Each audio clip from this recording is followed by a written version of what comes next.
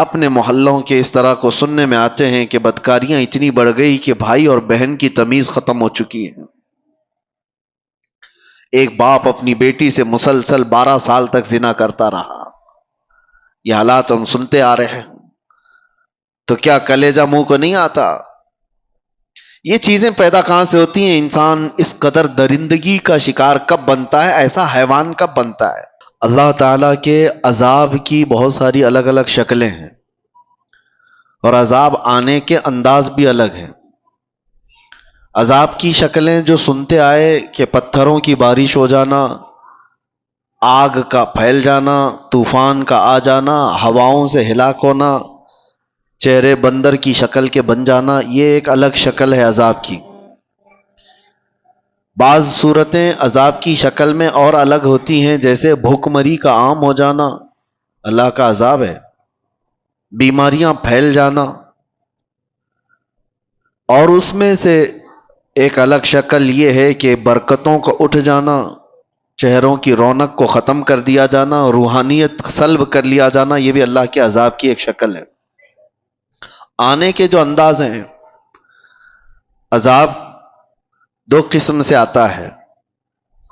کبھی انڈیویجول، تنہا کوئی آدمی عذاب میں مبتلا ہو جائے، اور کبھی اجتماعی عذاب، پوری قوم عذاب میں مبتلا ہو جائے. 2 طریقے ہیں. عذاب کی شکلیں بھی میں نے بتائی اور عذاب کے آنے کے انداز 2 قسم کے ہیں.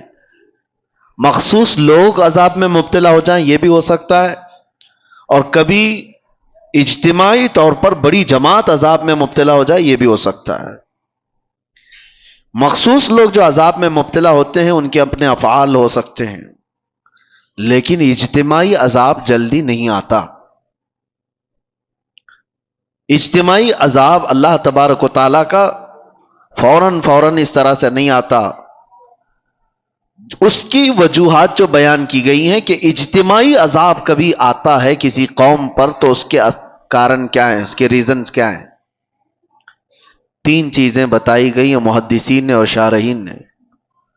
پوری قوم عذاب میں مبتلا ہو جاتی ہے تو 3 اسباب اس کے بڑے ہیں، بڑے کارن. پہلا سبب مستدرک للحاکم حدیث پاک کہ اگر قوم کے اندر سود خوری بڑھ جائے.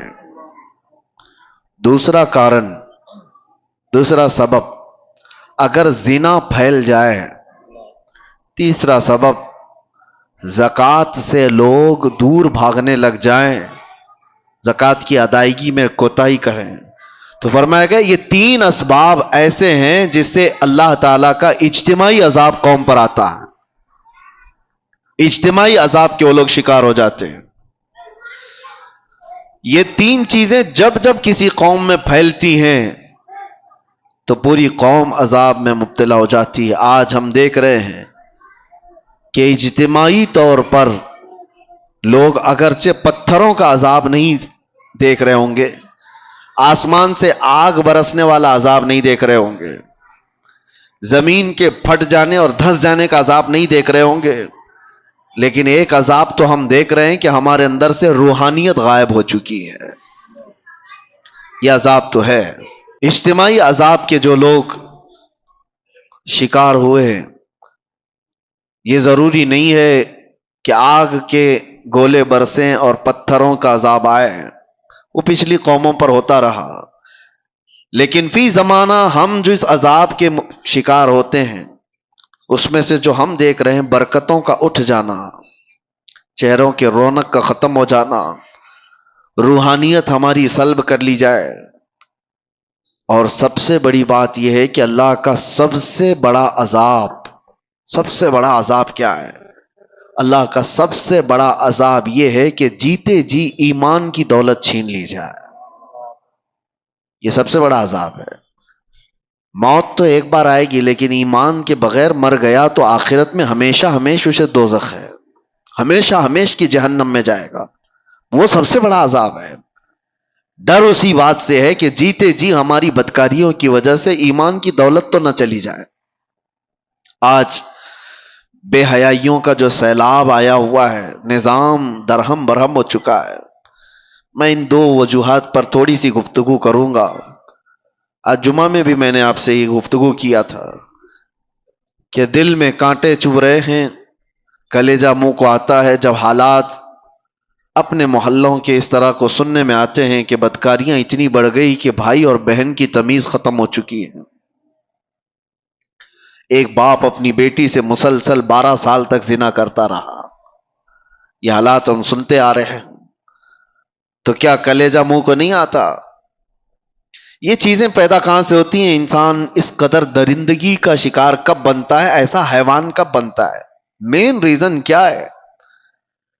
انسان کے سود خوری کے سلسلے میں بعد میں عرض کرتا ہوں، لیکن بے حیائی جو ہے، بدکاریاں، آپ نے کبھی محسوس نہیں کیا ہوگا کہ کتا اپنی مادہ کے ساتھ اگر جوڑا کھاتا ہے تو آپ کبھی اس کا رشتہ تھوڑی نہ پوچھتے ہیں کہ یہ بہن کے ساتھ ہے کہ ماں کے ساتھ ہے. ان کے ہاں کوئی نظام نہیں ہے. جب جانور بڑے ہو جاتے ہیں تو ماں اور بچوں کا بھی فرق ختم ہو جاتا ہے. لیکن کیا وہی چیز انسانوں میں آپ برداشت کر پائیں گے؟ اپنے معاشرے میں، اپنے محلوں میں، اپنے گھروں میں، اپنے خاندانوں میں یہ چیز برداشت کر سکتے ہیں؟ عقل سلیم کبھی برداشت نہیں کرے گی. لیکن ہم دیکھ رہے ہیں کہ برداشت کیے جانے کی عادت آ گئی لوگوں کو. یہ سب دیکھ کر کے ہنس کر کے گزر جاتے ہیں. اب تو بڑے بڑے حادثات پر آپ صرف اور صرف ایک سٹیٹس دن بھر لگائیں گے، اس کے بعد ہو گیا. بڑے بڑے حادثات صرف اور صرف ایک دن کی نیوز بن کر کے ختم ہو جاتے ہیں. یہ انسان کی درندگی یہاں تک جو آتی ہے، اس کے کچھ اسباب تو ہمیں ڈھونڈنا چاہیے کہ کیوں اس طرح سے انسان بے حیا ہو گیا. سب سے پہلا ریزن ہے اس کے رزق کا، اس کے کھانے کا. گاڑی میں جیسا پیٹرول ڈالو گے ویسی ہی گاڑی چلے گی. ایک ٹنکی ہے چھت پر رکھی ہوئی ہے، اس پر جیسا پانی آپ فل کرو گے، نیچے جس ٹوٹی کو بھی کھولو گے پانی وہی آئے گا جو ٹنکی میں ہوگا. رزق حلال اگر جسم کے اندر جاتا ہے تو اس کے اعضاء سے حلال کام ہوں گے. حرام رزق کا آج اتنا دورہ ہو گیا ہے کہ لوگوں نے اب احتیاط کرنا بھی چھوڑ دیا. یہ جو زبان کا چسکا ہے نا، آج مسلمانوں سے میں گفتگو کر رہا ہوں، دوسروں کو مت دیکھیں آپ کون کیا کھا رہا ہے. یہ زبان کی شہوت تمہیں آزاد اتنا کر گئی ہے کہ تم ہر چیز کھانے پر تیار ہو گئے. پہلے کے دور میں لوگ بچتے تھے، نان ویج کھانا ہے، گوشت کھانا ہے تو کتنی تحقیقیں ہوتی تھی کہ کہاں سے آیا، کس کا ہے، کون دیا ہے. آج کچھ بھی نہیں. ہمارے بچوں کے سامنے یہ تو مسئلے بھی نہیں رہ گئے. جو فاسٹ فوڈ کے ایسے عادی ہو گئے، ان کو راستہ چلتے ہوئے جو بھی شاورما ملا، پیزا ملا، برگر ملا، لے کے اس کو کھانا ہی ہے. تمہیں پتا ہے، میں جانتا ہوں کئی ایسے لوگوں کو جو کہتے بھی ہیں کہ ہم مردہ مرغیوں کو بیچتے ہیں. مری ہوئی مرغیاں 10 روپے کلو میں لا کر کے اس کا وہ بنا کر کے بیچتے بھی ہیں کئی ایسے لوگ. اگر دوسری قوموں کے ہاں ذبیحہ کا مسئلہ ہی نہیں ہے تو وہ جو کھائیں ہمیں اس سے فرق نہیں پڑتا، لیکن تمہارے لیے رزق کا بہت فرق پڑتا ہے. حرام رزق کا ایک لقمہ جب کسی کے پیٹ میں جاتا ہے تو میرے عزیزوں کئی دنوں تک اس کی کوئی عبادت آسمانوں تک نہیں جاتی، اس کی دعائیں قبول نہیں ہوتی. موسیٰ علیہ السلام ایک بار کوہ طور پر جا رہے تھے، ایک بندے کو اتنا روتے ہوئے دیکھا، ہاتھ لمبے کر کر کے. اس پر آپ کو ترس آ گیا. آپ کوہ طور پر جا کر اللہ سے اس کی سفارش کرتے ہیں کہ مولا اس کی دعائیں پہلے قبول کر لے. رب تعالیٰ فرماتا ہے موسیٰ وہ مانگتے مانگتے مر جائے، ہاتھ پھیلاتے پھیلاتے آسمانوں تک بھی لائے، تب بھی میں اس کی دعا نہیں قبول کروں گا. موسیٰ علیہ السلام ڈر گئے کہ ایسا کیا گناہ کیا اس نے. تو اللہ تعالیٰ فرماتا ہے کہ اس کے پیٹ میں حرام لقمہ ہے، اس کے جسم پر حرام لباس ہے. جب تک یہ ہوگا اس کا رونا گڑ گڑانا میں نہیں دیکھوں گا. آپ کیا سمجھتے ہیں یہ ہلکا ہے؟ یہ چیز کے کنٹرول ختم ہو گیا ہے، جس کی وجہ سے یہ بے حیائیاں عام ہو گئیں، بدکاریاں پھیل گئیں، لوگ آج تمیز بھول گئے. کئی ایسے نوجوانوں کو دیکھا ہے، ان کو کوئی خوف ہی نہیں رہ گیا، ڈر ہی نہیں رہ گیا. رزق کا بہت بڑا اثر ہے میرے عزیزوں. سب سے پہلے اس پر کنٹرول کرو، اپنے کھانے پینے پر حلال کی طرف توجہ کرو، ورنہ یہ حرام چیز کے متعلق میرے آقا صلی اللہ علیہ وسلم فرماتے ہیں جو پیٹ حرام لقمہ بھرتا ہے اس کے لیے سب سے زیادہ بہتر ہے کہ جہنم کی آگ ہی اس کے پیٹ میں بھری جائے گی۔ وہ زیادہ مناسب یہی ہے کہ وہ جہنم کی آگ اس کے پیٹ میں بھری جائے گی۔ لوگ آج بزنس میں بھی، تجارت میں بھی یہ دیکھنا بھی چھوڑ دیے کہ پیسہ کہاں سے آ رہا ہے، لو دبا لو، ساری چیزیں دبا کر رکھو، کس کا مال کتنا ہڑپ لیا، کس کا حق دبا کر کے رکھ لیے، سب حرام ہے، رزق حرام کے ذریعے۔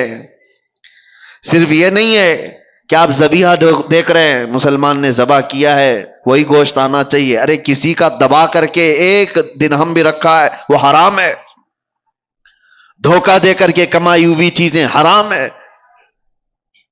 امام اعظم ابو حنیفہ رحمۃ اللہ تعالی علیہ کپڑے کے بڑے تاجر تھے۔ ایک بار ان کی کپڑے کی دکان میں ایک تھان میں عیب والا کپڑا آیا تھا، تھوڑا سا کچھ داغ تھا، خادم سے بتایا تھا کہ بیچنا تو یہ گراہک کو بتا کر کے بیچنا کہ اس میں عیب ہے۔ امام اعظم ابو حنیفہ چھوٹے موٹے تاجر نہیں تھے، بہت بڑے تاجر تھے۔ شام کو ان کا خادم آیا، اس دن جانتے ہو تقریباً 4 لاکھ درہم کی تجارت ہوئی تھی۔ سب سے پہلے آپ نے سوال کیا کیا وہ عیب والا جو کپڑا تھا وہ تھان بک گیا؟ اس خادم نے کہا ہاں بک گیا، وہ تو صبح ہی بک گیا۔ کہا بتایا تھا؟ کہا ارے میں بھول گیا تھا۔ امام اعظم نے کہا کہ یہ 4 لاکھ پورے کے پورے بانٹ دو، اس میں کا 1 روپیہ بھی میرے لیے حلال نہیں ہے۔ میرے عزیزو، یہ ائمہ اعظام تھے جنہوں نے شک والی چیز کو بھی اپنے گھر آنے نہیں دیا، شک والی چیز بھی۔ میں